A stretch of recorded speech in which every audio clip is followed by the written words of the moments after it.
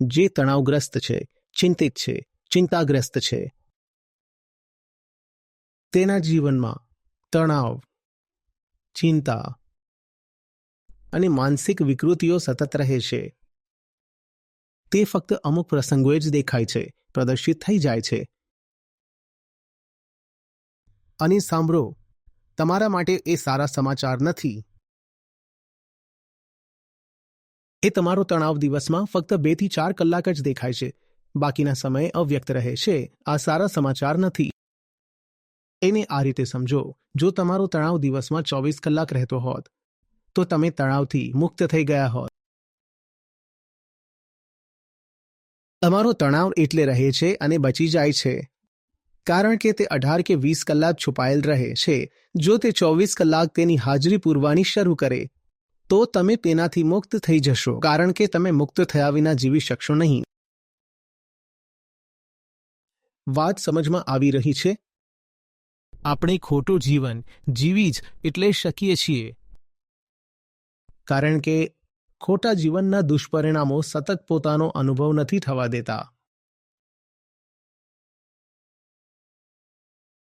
જો કોઈ એવી વ્યવસ્થા થઈ શકતી હોત કે જે ખોટું જીવન જીવે છે એમને એ જ સમયે તરત જ તેમની ભૂલોના પરિણામો મળી જાત, તો ભૂલો થવાનું જ બંધ થઈ ગયું હોત.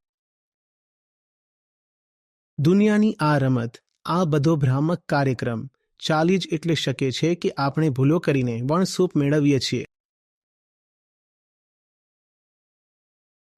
આ જ દુનિયાના કેન્દ્રમાં ઠોકાયેલો ખેલો છે. એની જ આજુબાજુ દુનિયા નાચી રહી છે. આ જ વાતે દુનિયાનું સમીકરણ આખું બગાડી નાખ્યું છે કે તમે એકદમ ખોટા કામ કરીને અને એકદમ ઘૃણાસ્પદ કામ કરીને પણ સુખ મેળવો છો. જો એવું શક્ય હોત કે જો તમે ખોટું કરશો તો તમને તરત જ દુઃખ મળશે, તો ભૂલ કરત કોણ? પરંતુ એવું નથી થતું. અને આપણને વધારે ભ્રમિત કરવા માટે એક વસ્તુ બીજી થાય છે. તમે એકદમ યોગ્ય કાર્યો કરીને પણ દુઃખ મેળવી શકો છો. જો એવી કોઈ વ્યવસ્થા હોત કે જો તમે સાચું કાર્ય કરો છો તો તમને અનિવાર્યપણે સુખ જ મળશે, તો બધા સાચા જ કામ કરત. આપણને એવું લાગે છે કે આપણે જે કર્યું પરિણામ એની સાથે બિલકુલ સંબંધિત નહોતું. ખરાબ કામ કર્યું અને પરિણામ શું આવ્યું? બહુ સરસ. ચોરી કરી પરંતુ જુઓ કેટલા પૈસા મળ્યા. ખરાબ કામ કર્યું, સુખ મળ્યું. માયા સમય બનીને ઊભી છે. માયા કાળ બનીને ઊભી છે. ચોક્કસપણે તમે જે કામ કર્યું છે તે ખરાબ છે, તો તેનું પરિણામ પણ ખરાબ હશે, પરંતુ તેમાં સમય લાગી શકે છે. એના અનુભવમાં સજા મળશે. સજા ખરાબ હશે. જે ક્ષણે તમે ખોટું કાર્ય કર્યું, સજા નક્કી થઈ ગઈ, પણ સજાનો અનુભવ કરવામાં તમને સમય લાગશે. એ સમય આપણને છેતરે છે.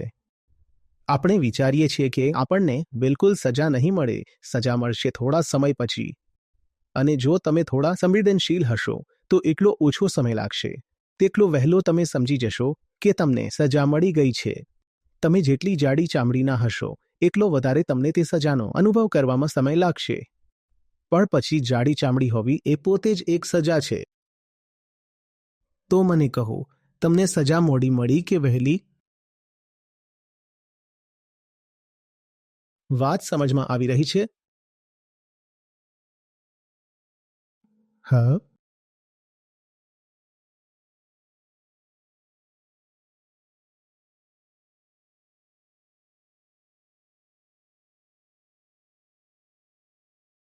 એક જ તણાવ હોય છે કેન્દ્રીય. કંઈક તમારી અંદર એવું છે જે સત્ય તરફ જવા ઈચ્છે છે, અને કંઈક છે તમારી અંદર જે તેને જવા નથી દેતું. આનું જ નામ તણાવ છે. તમે સારી રીતે જાણો છો કે તણાવ માટે, ટેન્શન માટે બે વિરોધી શક્તિઓનું હોવું જરૂરી છે જે એકબીજાનો વિરોધ કરે છે. તેના વગર કોઈ તણાવ હોઈ જ ન શકે. તે બંને શક્તિઓ હાજર છે, તેથી જ આપણે બધા તણાવની કઠપૂતળીઓ છીએ. તણાવ મનુષ્યો માટે અનિવાર્ય છે, કારણ કે બે વિરોધી વસ્તુઓ મનુષ્યને પોતપોતાની દિશામાં ખેંચી રહી છે. તણાવ તો થશે જ. જેમ કે એક દોરડું હોય, બે છેડા પર બે દિશામાં ખેંચાવવામાં આવી રહી હોય. દોરડા સુધી તો ઠીક છે. વિચારો કે તમારો એક હાથ એક દિશામાં ખેંચાઈ રહ્યો છે અને બીજો હાથ બીજી દિશામાં ખેંચાઈ રહ્યો છે. હાથ સુધી તો ઠીક છે. વિચારો, તમારા હૃદયના જ બે ભાગ થઈ ગયા છે. એક ભાગ આ તરફ જઈ રહ્યો છે, એક ભાગ તે તરફ જઈ રહ્યો છે. તણાવ તો હશે ને? માણસ આ તણાવનું જ નામ છે. આ તણાવ તેને 2 કે 3 રીતે દૂર કરી શકાય છે. લોકો કરે છે, બતાવું એ રીતો. એક રસ્તો છે, સરળ, અનુકૂળ.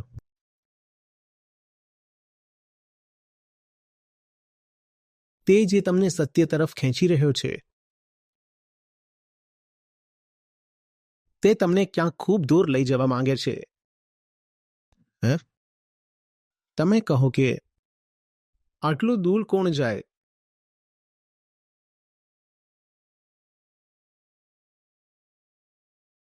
તમે તમારા જીવનમાં તે જ શક્તિને જીતવા દો જે તમને તમારી ખૂબ નજીક રહેલા જૂઠાણા સાથે બાંધી રહી છે. લો, તણાવ દૂર થઈ ગયો. સત્ય અને અસત્ય વચ્ચે યુદ્ધ થઈ રહ્યું હતું. તમે અસત્યને જીતાડી દીધું.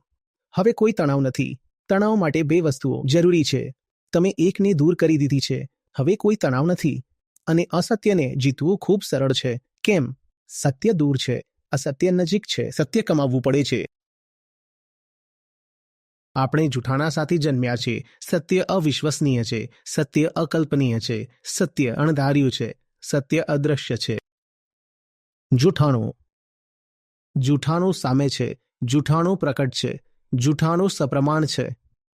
સત્ય અપ્રમેય છે. જૂઠાણાને જીતવા માટે આપણી પાસે ઘણી દલીલો છે. અને સત્ય બધી દલીલોની પરે છે. એથી જૂઠાણાને જીતાડવું વધારે સરળ છે. તમે તમારા જીવનમાં જૂઠાણાને જીતાડી દો, તણાવ ઓછો થઈ જશે. મોટા ભાગના લોકો આ રીતે શોધે છે.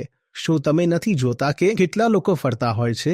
તેઓ મજાક કરી રહ્યા છે, હા હા હા કરી રહ્યા હોય છે અને તે એકદમ ખુશ દેખાય છે. જોયા છે ને લોકો? અને તમે જાણો છો કે આ માણસ સંપૂર્ણપણે સડેલું જીવન જીવે છે. તમે જાણો છો કે તે એકદમ દુષ્ટ, દુરાત્મા છે. તમે જાણો છો કે આ માણસની આંતરિક જગતમાં સડો ભરેલો છે. તે એકદમ ખરાબ જીવન જીવે છે. છતાં તેના ગાલ લાલ છે, તેની ત્વચા ચમકતી હોય છે. એ તેના પેટ પર વારે વારે હાથ મારીને મજાક ઉડાવે છે. તે જોર જોરથી હસે છે. તેની પાસે તમામ પ્રકારની સુખ સુવિધાઓ અને વૈભવી વસ્તુઓ છે. તે આત્મવિશ્વાસથી ભરેલો છે. તે બીજાઓને જ્ઞાન વહેંચતો ફરે છે. આ એક રસ્તો છે સુખ મેળવવાનો. તમે તમારા જીવનમાંથી સત્યને સંપૂર્ણપણે પ્રતિબંધિત કરી દો. તણાવ દૂર થઈ જશે.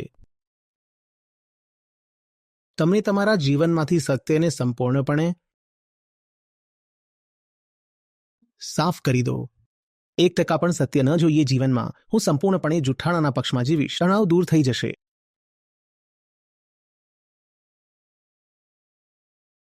તણાવ ઘટાડવાનો બીજો રસ્તો, પાખંડ.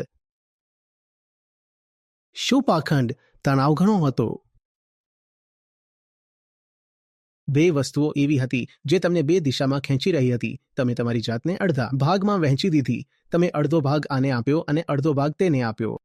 તણાવ નહીં થાય ને? કોઈ દોરડાના બંને છેડેથી ખેંચવામાં આવી રહ્યું છે. તે દોરડું વચ્ચેથી કાપી નાખો. હવે તણાવ બચશે. આ પદ્ધતિ પણ ઘણા લોકો અજમાવે છે. આ પદ્ધતિ પણ પાખંડ છે. કેવી રીતે? તે અડધા સત્યના થઈ જાય છે, અડધા અસત્યના થઈ જાય છે. તે સવારમાં ઉઠીને ધ્યાન કરે છે, ક્રિયા કરે છે, ન જાણે કેટલાય પ્રકારના પાખંડ કરે છે. એના પછી જઈને દુકાનમાં, બજારમાં તમામ પ્રકારના કાંડ કરે છે.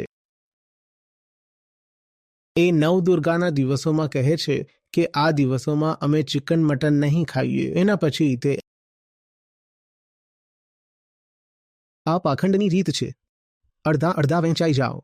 અડધા અડધા વહેંચાઈ જાઓ. જો ઓફિસે લાંચ લેવા પણ જઈ રહ્યા છો તો દહીં સાકર ખાઈને જાઓ. આ શું કરી રહ્યા છો? અરે, અતિદેવ ઓફિસ માટે નીકળી રહ્યા છે, એને દહીં સાકર ચટાડવું છે. અરે, ઓફિસમાં જઈને કરશે શું? લાંચ લેશે. આ પાખંડ છે. એ એક તરફ ધાર્મિક પણ કહેવાય રહ્યા છે અને બીજી તરફ બધા પાપ પણ કરી રહ્યા છે. આ રીત પણ ઘણા લોકો અજમાવે છે. આ રીતનો ફાયદો એ છે કે તમે બચી જાઓ છો પોતાની નજરોમાં રાક્ષસ બનવાથી. એ જે બીજી રીત છે તે આ મામલામાં વધારે ઉપયોગી છે. તમે તમારી જાતને હવે સન્માનીય કહી શકો છો. તમે વર્ષમાં એકાદ બે વાર મંદિરે જઈ આવો છો. તમે વર્ષમાં એકાદ વાર તીર્થયાત્રા કરી આવો છો. એકાદ વાર મંદિરમાં દાન કરી આવો છો. તો તમે તમારા જીવનનો થોડો ભાગ સત્યને, ધર્મને આપી રાખ્યો છે અને તમારા જીવનનો બાકી ભાગ તમે આપી રાખ્યો છે ભોગને. હવે તમને તણાવ નહીં રહે. તમે હવે ખુશ છો. તમે કહેશો કે કરતો હોય શું બહુ કાળી કરતૂતો. હું ધ્યાન પણ કરું છું ને. હું આખું અઠવાડિયું નારકીય જીવન જીવતો હોઈશ. હું દર શનિવારે મંદિરે પણ તો જાઉં છું. મારા મનમાં તમામ પ્રકારની વિકૃતિઓ હશે, મલિનતાઓ હશે, પણ બધા ધાર્મિક રિવાજોનું પાલન પણ કરું છું ને.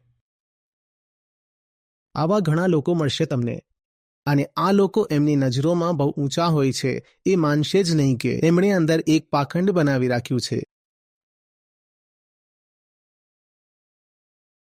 તો મેં બે રીતો કહી તણાવ ઓછો કરવાની. હવે ત્રીજી રીત તણાવ દૂર કરવાની. અને આ કોઈ રીત છે જ નહીં. એ તો એટલી સીધી સહજ વાત છે કે એને હું રીત શું કહું. કંઈ સમજ્યા? શું?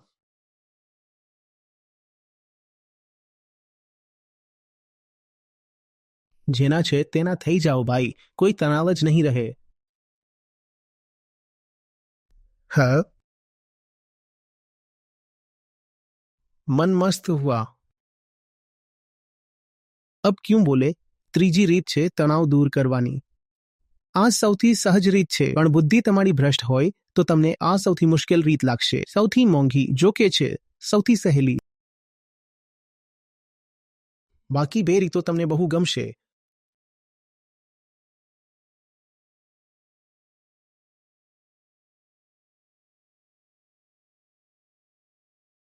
અમે કહ્યું છે કે તણાવ રહે છે. મેં તમને તણાવ દૂર કરવાની ત્રણેય રીતો કહી દીધી. હવે પસંદગી તમારી છે.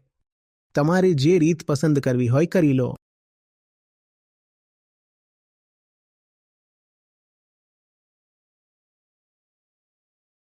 સમજમાં આવી રહી છે વાત કંઈક?